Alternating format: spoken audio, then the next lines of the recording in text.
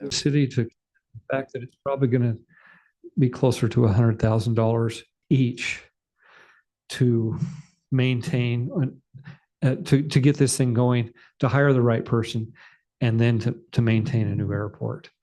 A lot more area to mow, a lot more lights to take care of. I mean, just all of it.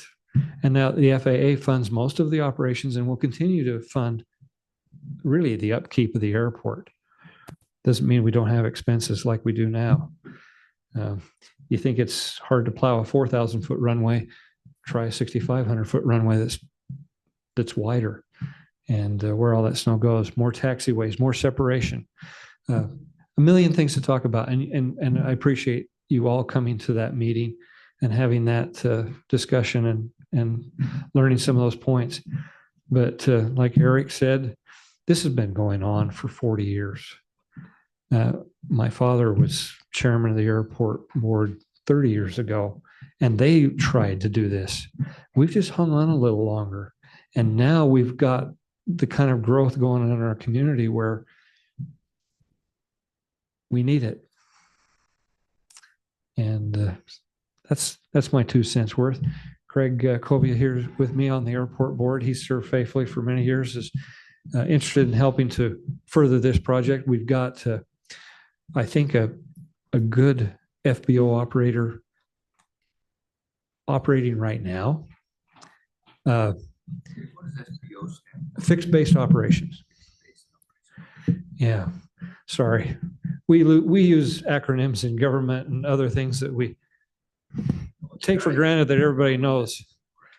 Yeah, fixed base operator.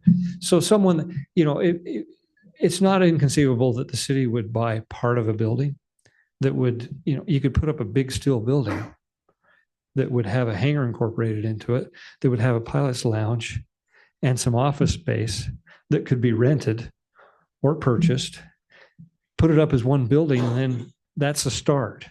And then you got an FBO there that can operate, maintaining and repairing airplanes and doing the things they do.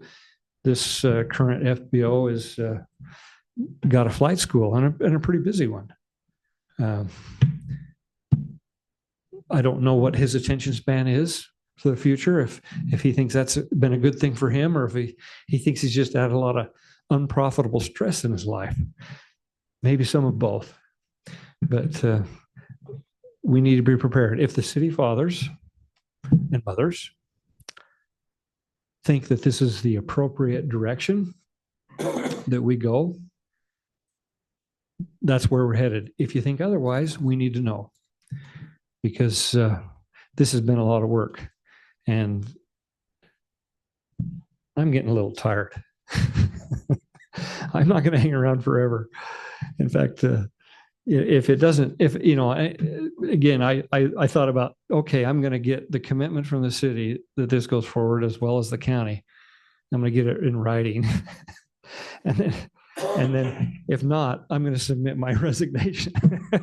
No, this is a non-for-profit deal. Appreciate the support we've had. I think we've got a good and thriving community, and it's going to work.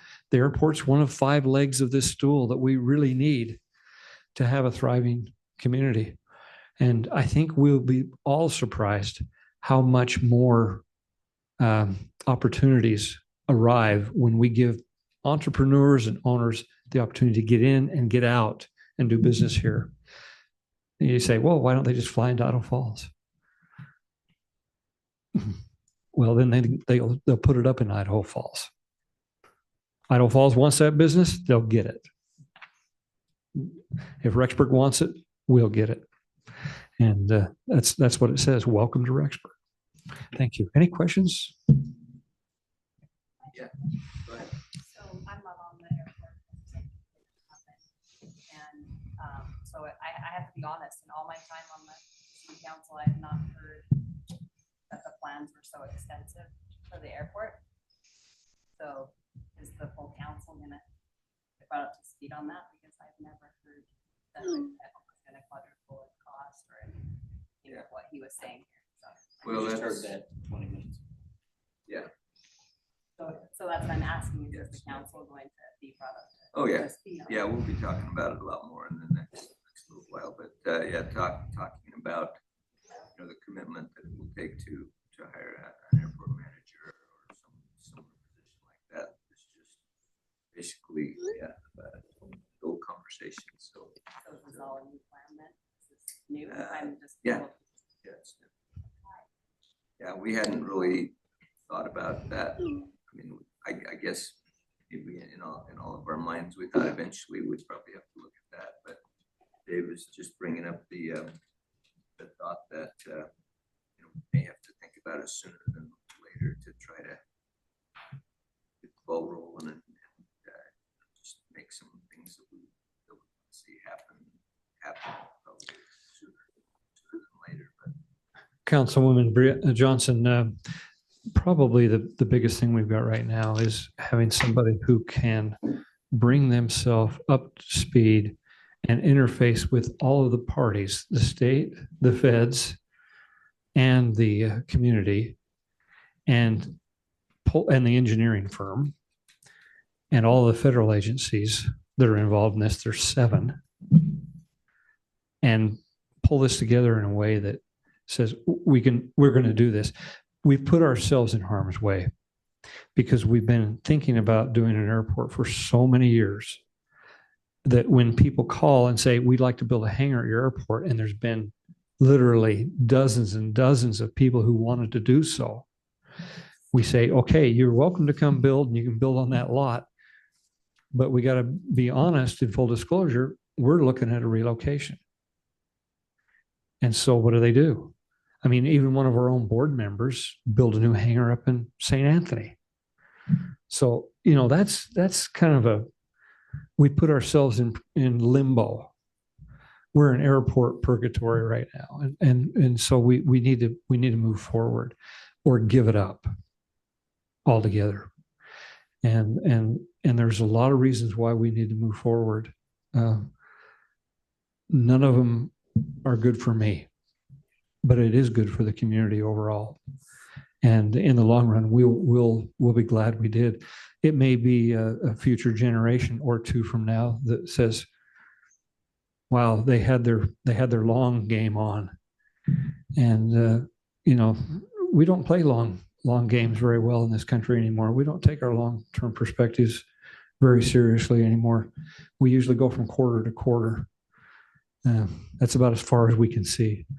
And it's time that we do that. And I think they'll look back and say, well, I'm sure glad the city fathers and the county fathers took this seriously and stayed with it, because it's a lot of work. And sometimes we've taken a lot of heat, and we'll never take more heat than right after that new airport's completed.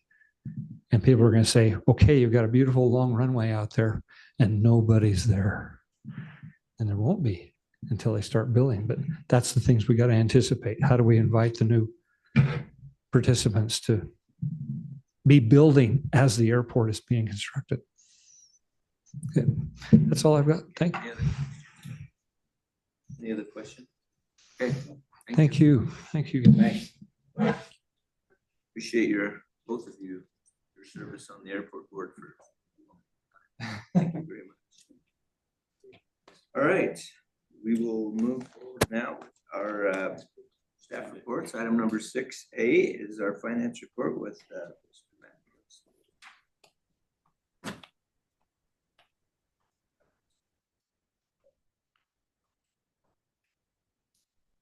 Evening. There we go. Now it's on. So this is I'm bringing forward a budget adjustment and an update on pickleball. So as you know, we've started to do, or hopefully, we've started to do some construction over on the Smith Park tennis court. So our streets crews have been coring the holes and ripping out the old tennis posts.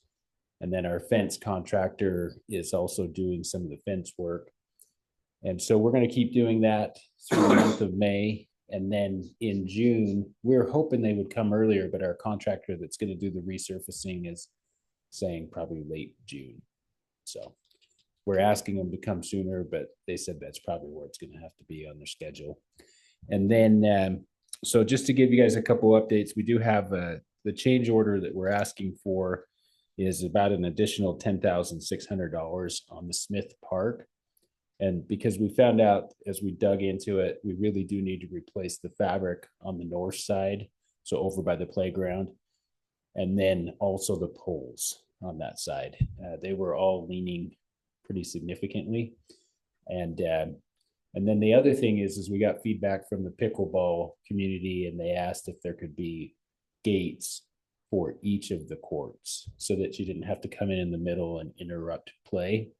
And so we got a bid on all those things. And so that would be about $10,600 more dollars. That puts that project, I believe, if I remember right, it's right around like kind of mid to high 70s to do that whole project, which is awesome. And then the other thing is we had a different contractor go out that originally did the pickleball courts at Nature Park. And we just had them kind of look at them because there's some conditions, some cracking and whatnot. And so they came back and they said that it would be about $34,000, just over $34,000 to come in and do the work that's needed there, which would be, fixing all the cracks, doing a little bit of leveling, and then repainting and resurfacing that. So basically the hope would be that we would then turn around and be able to get another 7-8 years, because believe it or not, we've got 7 years out of those so far. But when you think about it, that asphalt is like 25 or 30 years old. And so anyways, the request, and we took this through the Parks Committee, they recommended it as well. So the request is to take the $45,000 from the contingency fund, transfer it to the park construction fund, and then put it towards those two projects.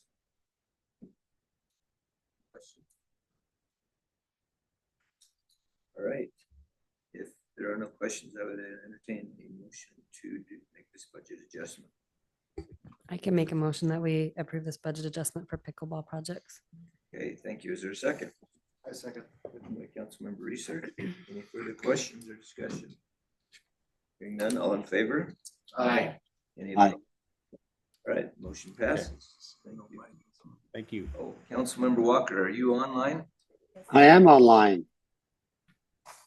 All right, try talking again. Can you hear me? Okay, we'll take that as a yes. Because I think we can kind of hear you. Okay. You might want to text me a little bit or something. Or I'll Okay. have a motion. Working on cavemen. All right, let's move to item number 6B, our Public Works report. Inspector Keith Davidson. All right, thanks, Mayor. So the first item I have is the Recreation Department would like to surplus their 2007 Chevy Trailblazer. So we're just looking at council approval to surplus that vehicle. They don't have a need for it anymore. Okay. Any questions about that? Oh, there's a picture of it right there. That's the machine. All right, then I would entertain a motion to surplus this particular item. Is there such a motion? I move that we approve the surplus of this 2007 Chevy Trailblazer. All right, is there a second? Second. Second by Councilmember Chambers. Any further questions or discussion before we vote? None, all in favor? Aye. Hi. All right, that motion passes. Thank you. Okay, thank you. Mike also said aye. Yeah, All right. thank you. All right, the next item we have is we went out for bids on the heat exchanger. This is down for our wastewater treatment plant. It will help us increase the capacity on our solids handling side. And so we had 3 bidders on that. Our low bid was Owens Pump and Equipment for $163,000. And so we're recommending award of that bid. Okay, heat exchanger. Did you say this is at the wastewater? Yeah, treatment? wastewater treatment plant. So this is basically where we take our biosolids and we run it through the pasteurization process. And as we do that and we go into the tanks, we run it past the biosolids coming out of the tank, and the heat is exchanged. So we preheat the solid, so it's a shorter time in the tank and less heat that we have to. And we need to expand those heat exchangers so they'll we'll be able to handle more of our biosolids going through that, so we can process more of it.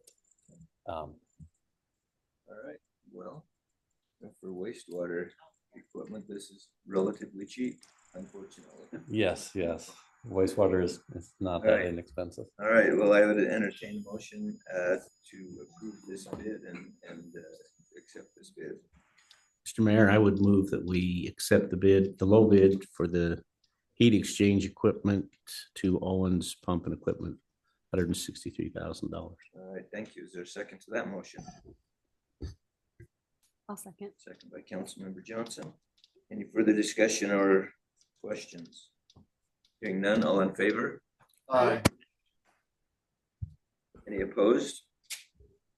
All right, motion passes. Thank you. Okay, the last item on there, I'm going to move to our next council. We just got the bids in today, and so I want to review those a little more in depth before I bring it to council. We will not take action on that then. So thank you. And any other questions or comments for Keith before we let him sit down? Okay. All right, thanks. Thank you. All right, item number 7 is the mayor's business. We have 2 proclamations. One is the proclamation of the month of May as Frontline Worker Appreciation Month. And so we have, our officer just left. I was gonna say, we were hoping to have one of each of these that the noted in this proclamation. It talks about firefighters, law enforcement officers, public safety, emergency medical, teachers, and all of that kind of frontline workers. And is either one of you a nurse or a teacher or anything like that by chance? All right, well then we'll just have our officer be the guy that we honor with this proclamation. How about Sorry, that? I've been in and out. Oh yeah, we do have Councilmember Reeser as a teacher, so that works. And Brian is a teacher. That's right. She teaches too. So we got 2 teachers here, and our officer. So we appreciate those. So this proclamation is as follows. Whereas frontline workers are the builders of our community, exercising curiosity. Well, and Councilmember Chambers, aren't you a teacher too? Retired teacher, yeah. So there you go. You have a So- retired EMS online right now. What's that? You have a retired EMS online right Oh, now. that's right. Councilmember Walker is a retired EMS. So we got actually a lot more people here than we realized. So this states, the builders of our community exercising curiosity, compassion, courage, and creativity to provide essential services that ensure the safety, health, and education of our residents. And whereas over 9 million healthcare workers across the United States serve in hospitals, clinics, and long-term care facilities, often placing themselves at risk to provide life-saving care. And whereas firefighters respond to an estimated 36 million emergency calls each year, over 800,000 sworn law enforcement officers nationwide work tirelessly to uphold the law and ensure public safety. And emergency medical services personnel respond to more than 240 million calls annually. And whereas teachers dedicate their careers to shaping the future of our communities, with over 3.7 million educators in the U.S. providing knowledge and guidance to our youth. And whereas frontline workers embody the essence of builders, flexible thinkers, and constructive problem solvers who respect the dignity of all people by dedicating themselves to overcoming challenges and uniting communities.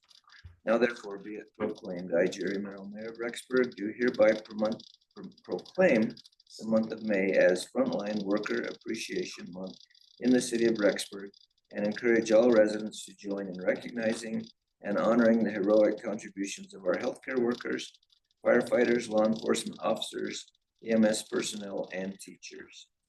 All right. Thank you all of you who perform such services in such a magnificent way here in our community. We appreciate all of you, and we'll go ahead and sign that proclamation.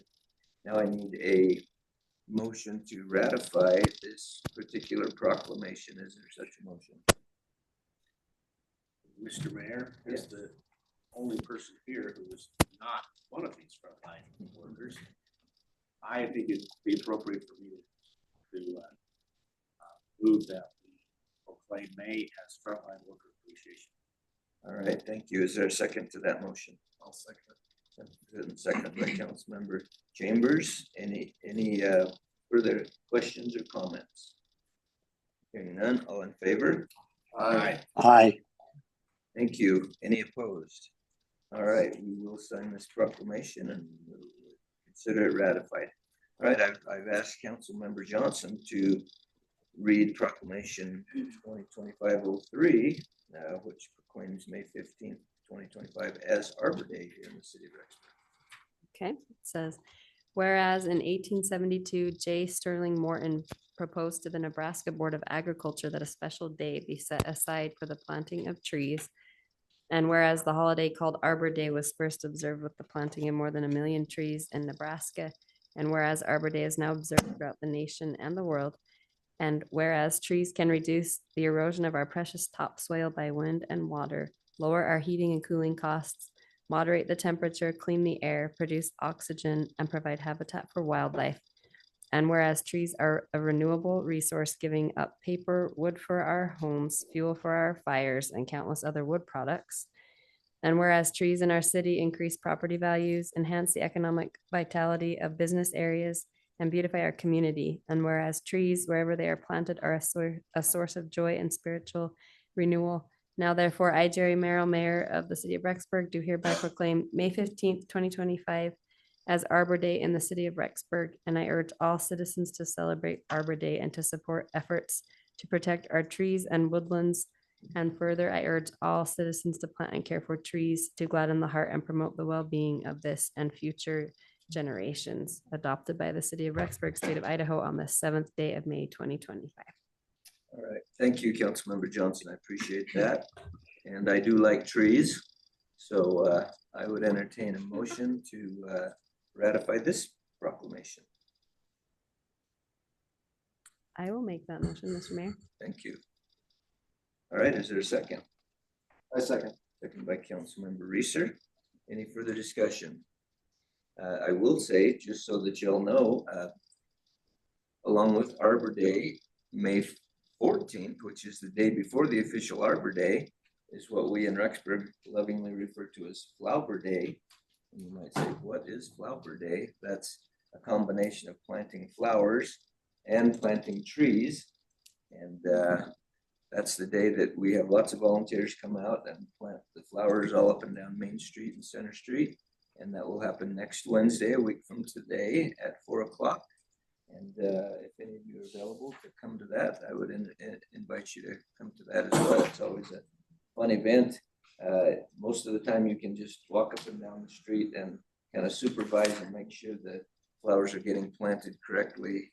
You don't have to do a lot of work down on your knees actually planting, because we have a lot of younger volunteers that help with that. So it's just kind of a fun experience to visit with the people that come to help. So if you're able to come to that next Wednesday at 4 o'clock, that's it's always a fun time. So let's see, you motioned and you seconded. So all in favor? Aye. Aye. Any opposed? All right, that motion passes. Thank you. Okay. All right, thank you very much. Item number 9, we don't have any items in number 8. Number 9 is the second readings and third readings, of which we have one third reading, which is ordinance number 1330, which is the creation of Local Improvement District 54.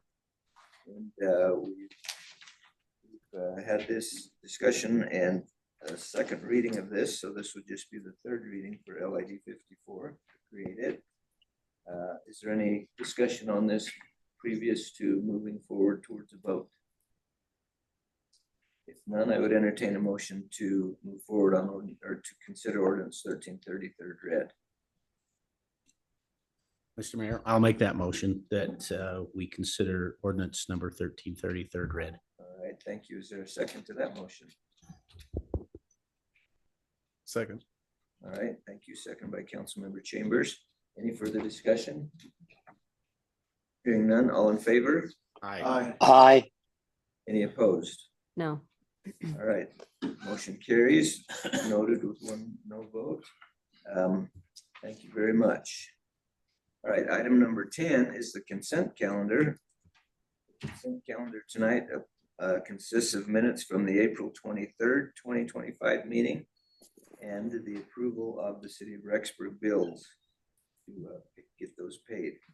So I would entertain a motion at this time, unless there's any questions before we move forward, to approve the consent calendar. Mr. Mayor, Yes. I move approval of the consent calendar. All right, thank you. Is there a second to that motion? Second by Councilmember Eric Erickson. All in favor? Aye. Any opposed? All right, thank you. The consent calendar, that motion passes.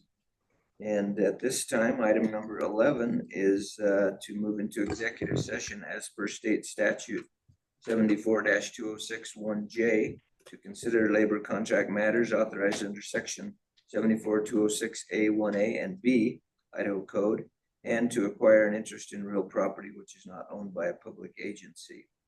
At this time, I would entertain a motion to move into executive session.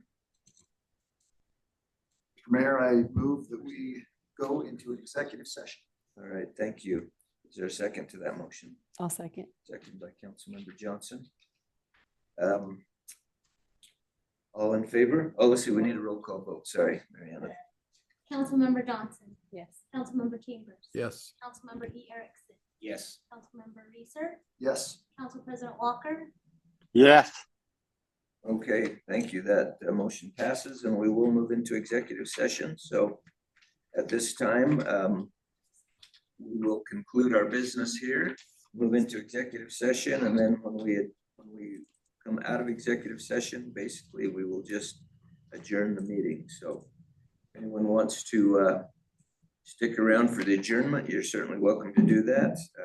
But we will move into executive session at this time. So we will ask everyone who is not involved in the executive session to please excuse yourselves from the meeting. So thank you very much. And we appreciate y'all being here tonight. Thank you very much.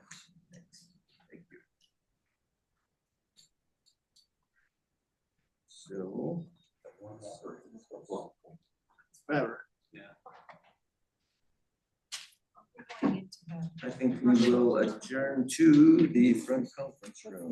Mike on the phone. and then we'll adjourn. Yeah.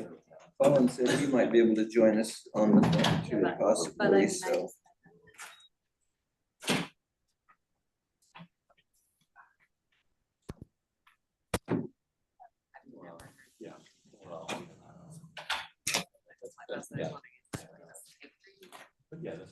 Do you want to, just leave? We're good.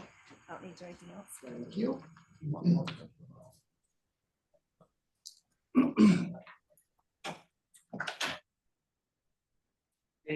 Dave's a little ahead.